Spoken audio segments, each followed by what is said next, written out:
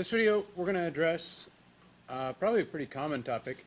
This is what to do when an authority figure is unfair towards you. Yeah, we're going to talk about what happens when someone who is in charge of you in some way. We've talked about the idea that authority is something you're always probably going to have in your life if you want the benefit that having authority gives.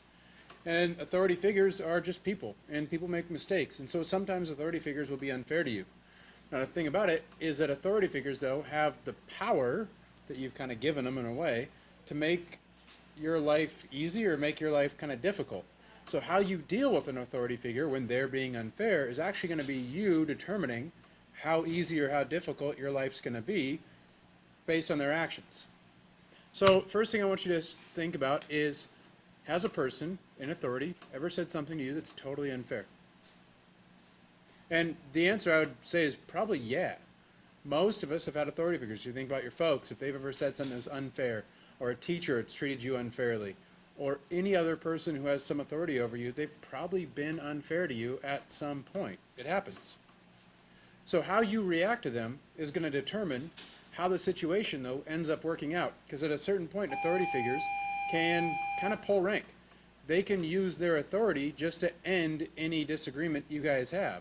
So even if they're in the wrong, even if you're right, you don't necessarily get what you want out of the situation, because authority figures can ultimately just use their power to end the discussion. So for you, it's really important to keep the discussion going in a positive way that's going to end up with you getting what you want. So here's the idea.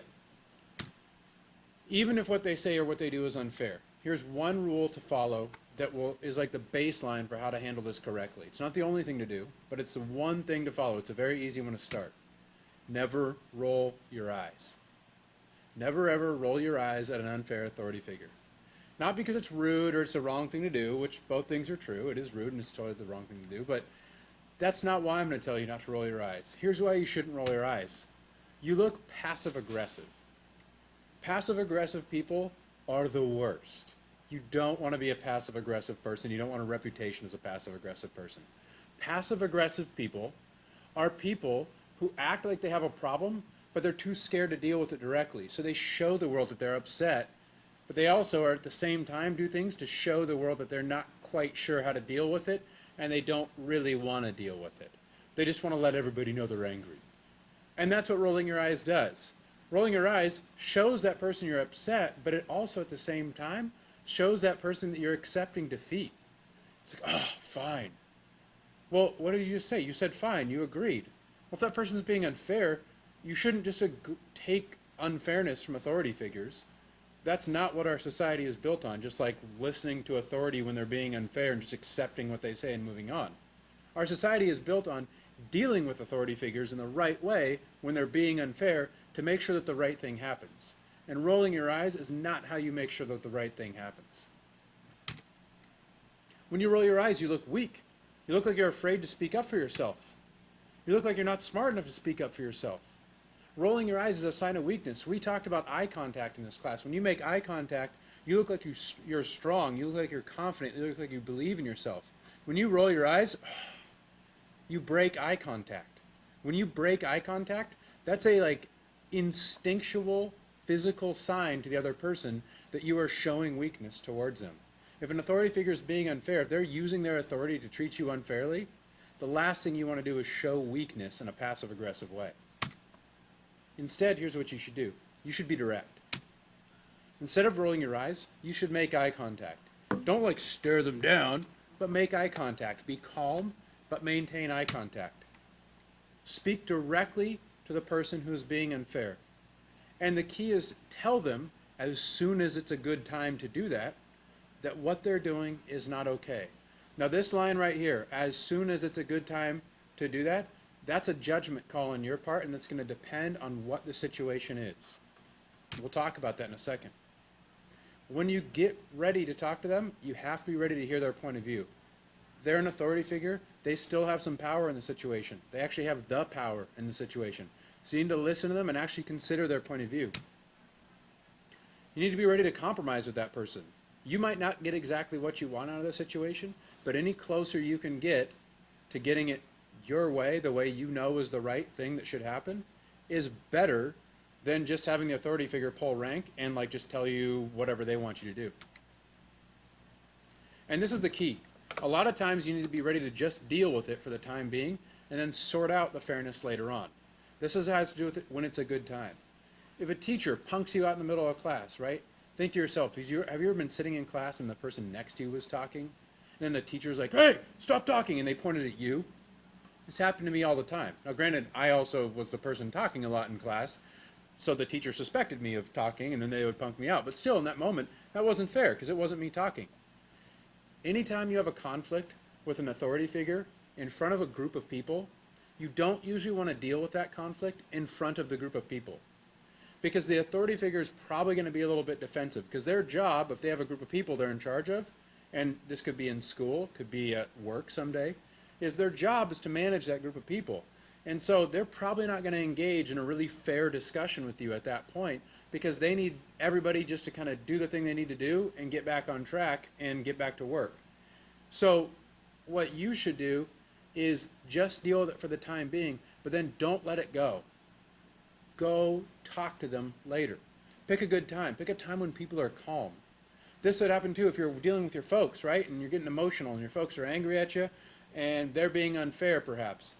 Maybe that's not the best time to talk to them about it. Maybe you want to acknowledge that, you know, because it's just you and just them. You might want to say something like, I think we're both angry here. I don't feel like you're being like you're treating me fairly, but maybe we should talk about this later when we've had a chance to calm down. The best way you can deal with authority when they're being unfair is a way where emotions are as least involved as possible.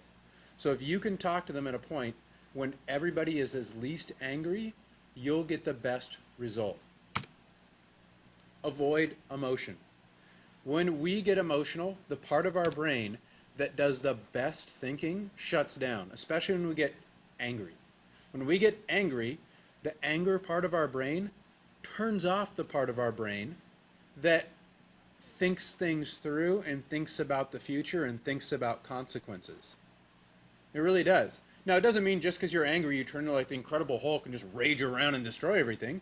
But what it does mean is that the angrier you get, the more the part of your brain that does its best thinking, that makes the best choices in the situation, that part of your brain starts to slowly shut off the more you get angry.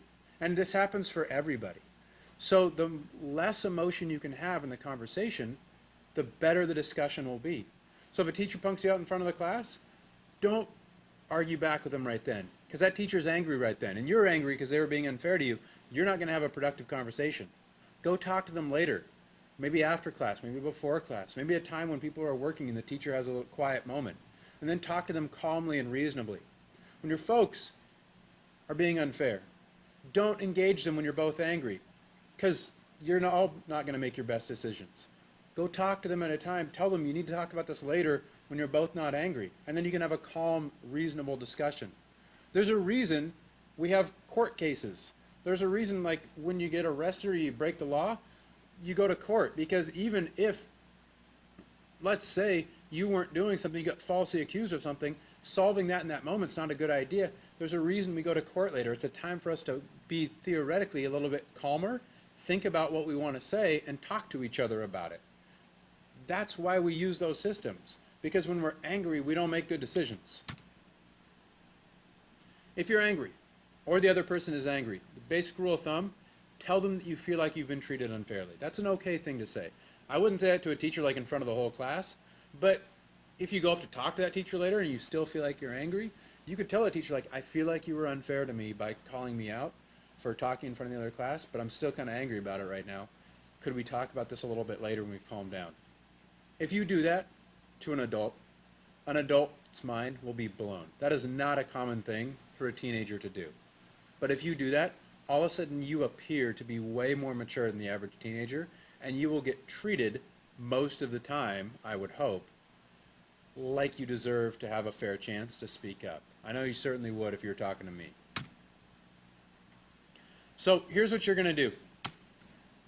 What you're going to do is I'm going to pose a situation to you. This is a situation. Imagine you're sitting in class and it's like teacher's talking and the teacher punks you out for talking, but it wasn't you. The teacher's like, hey, stop talking. and you know it wasn't you.